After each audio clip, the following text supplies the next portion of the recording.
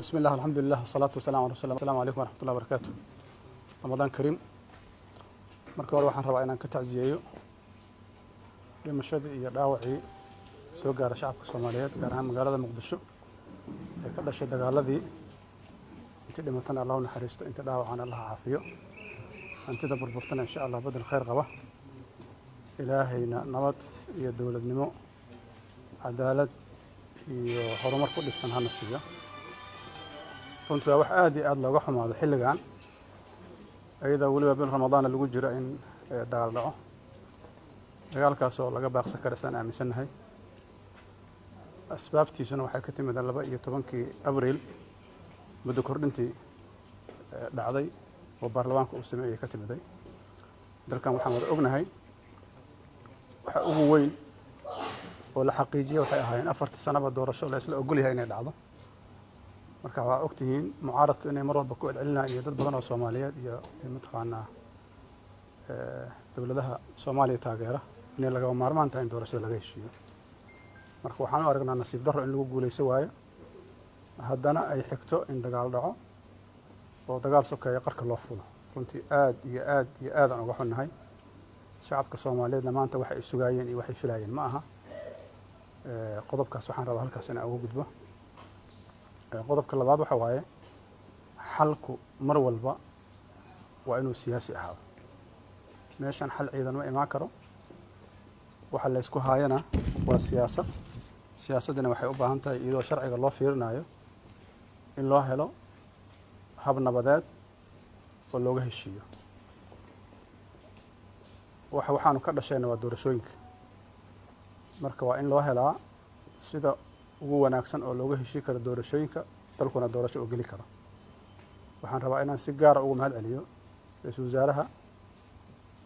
iyo madaxweynaha dowlad goboleedyada runtii marxalad adag mowqif wanaagsan oo sharaf la qaatay waxaan rabaa inaan uga mahad celiyo mowqifkaas waxaan aaminsanahay meesha hadda wax joogaan iyo inaysan meeshan aysan dhaafin inuu sabab weyn ku lahay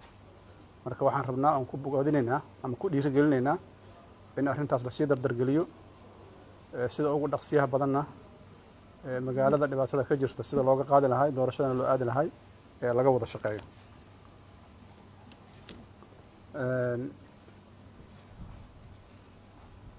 maskaxda inaan ku hayno mar walba inaysan suurtagal ahayn in xaaladdu sidaan sii ahaato waa xaalad khatara oo runtii aan la fiirsan karin loona baahan yahay in si wada jira looga wada shaqeeyo baarlamaanka waxaan rabaa inaan ugu baaqo muddo kordhinta ay sameeyeen waxay kaliftay dad badan inay dhintaan dad badan ay dhaawacmaan dad badan ay qaxaan hanti ay burburto marka waxaan rajaynaynaa inay fahmeen wixii laga digay inay sax ahaayeen insha Allah waa la soo doortay haddana fursad ay leeyihiin laakiin haddii dawladnimada meesha ka baxdo fursad ma laha wixii loo amaanadii loo dhiibtana waa dhumiyeen